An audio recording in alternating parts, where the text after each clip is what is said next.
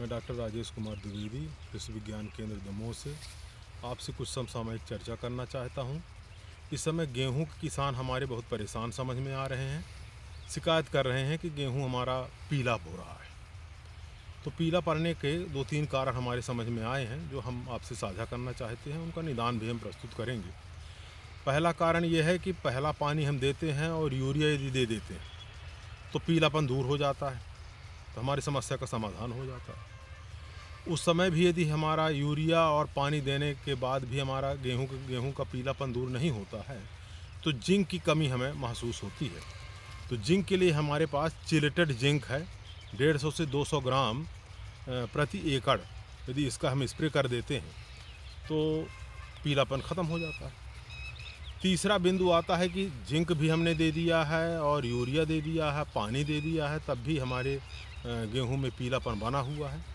तब हमारा ध्यान जाता है कि जड़ माहू हो सकता है, जड़ में वायर वर्म हो सकता है या दीमक होता है। ये 3 कीड़े का आक्रमण समझ में आता है, उसके वजह से पीलापन होने की संभावना होती है।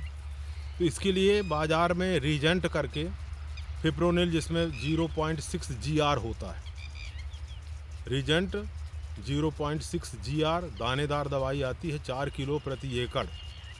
इसका हमें छिड़काव कर देना है। या कि फिर रीजेंट तरल में आता है, लिक्विड में आता है 5EC का, fipronil 5EC, reagent 5EC 250 ml प्रति एकड़ स्प्रे कर देने से जड़ माहू, वायर वर्म और टर्माइट यानी दीमक का प्रकोप ठीक हो जाता है।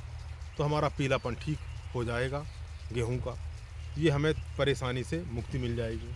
इसके बाद भी यदि पीलापन रहता है तो इस समय चूंकि वातावरण की ये स्थिति ठीक नहीं है, सनशाइन आवर जो है जिसको बोलते हैं प्रकाश की अवधि ज़्यादा नहीं रहती है, कोहरा ज़्यादा छाया हुआ है। तो सनशाइन आवर ज़्यादा जब नहीं रहेगा तो पौधों में प्रकाश संश्लेषण की क्रिया सही तरीके से नहीं होती है, उसके वजह से पीलापन आता है। तो किसान चिंतित ना हो। जैसे ही मौसम खुलेगा, 2-4-6 दिन बाद मौसम खुलेगा और सनशाइन आवर ज़्यादा हो जाएगा तो ये पीलापन की स्थिति हमारे गेहूं से ठीक हो जाएगी। तो किसान भाई बहुत ज़्यादा चिंतित ना हो, इन उपायों को स्थिति के अनुसार अपना सकते हैं। यदि पाला लगने की संभावना किसान भाइयों को प्रतीत होती है तो हमने पहले ही वीडियो में हमने बताया था कि सिंचाई करें, धुआं कर दें या कि फिर स्वाधीन करके एक दवाई आती है जिसमें 65% सल्फर होता है।